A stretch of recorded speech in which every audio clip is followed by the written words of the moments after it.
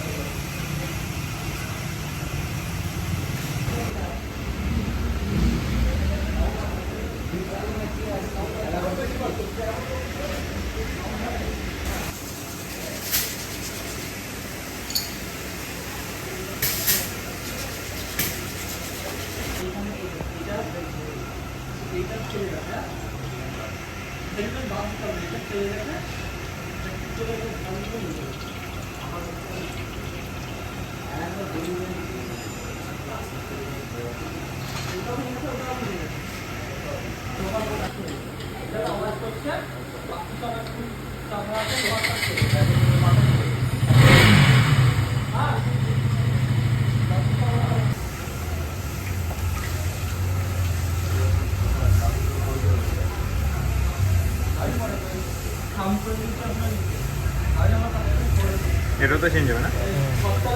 আর এটা কি ফিল্টার নিয়েছে? তো যেখানে বাইকের আমার নতুন মোবিল চলে এসে তোমরা দেখতে পাচ্ছ 10W50। আর আগেকার মোবিল এখানে রাখা হয়েছে। মোবিল ফিল্টারও চেঞ্জ হবে ফার্স্ট সার্ভিসিংয়ে। আর সাইড স্ট্যান্ডের একটা স্প্রিং হয়, সেটা এখন ম্যানুফ্যাকচারিং ডিফেক্টের জন্য প্রত্যেকটা 390-তে চেঞ্জ করে দিচ্ছে। যাদের আছে 390 তোমরা চেঞ্জ করে নিতে পারো, সার্ভিস সেন্টারে গেলে চেঞ্জ করে দেবে।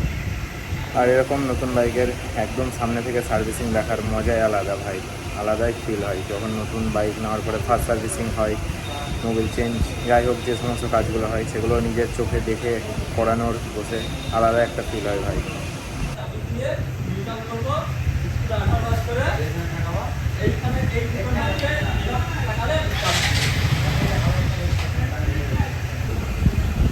নতুন মোবিল ফিল্টার আমার গাড়ি।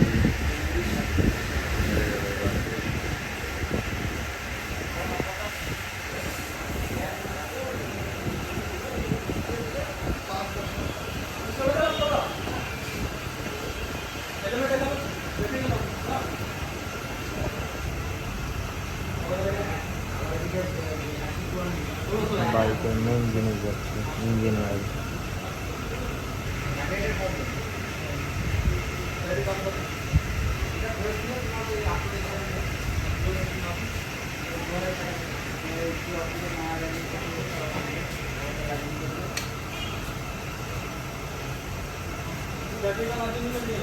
হ্যাঁ, ওই সমস্যা যে সমস্যাটা বলছো ওই সমস্যাটা পুরো।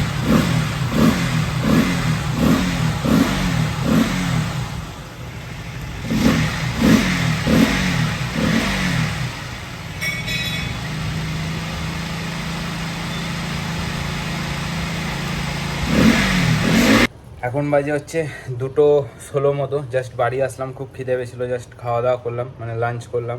আর তোমরা দেখতে পেলে আজকে ফার্স্ট সার্ভিসিংয়ে 390 অ্যাডভেঞ্চারের কী কী চেঞ্জ হয়।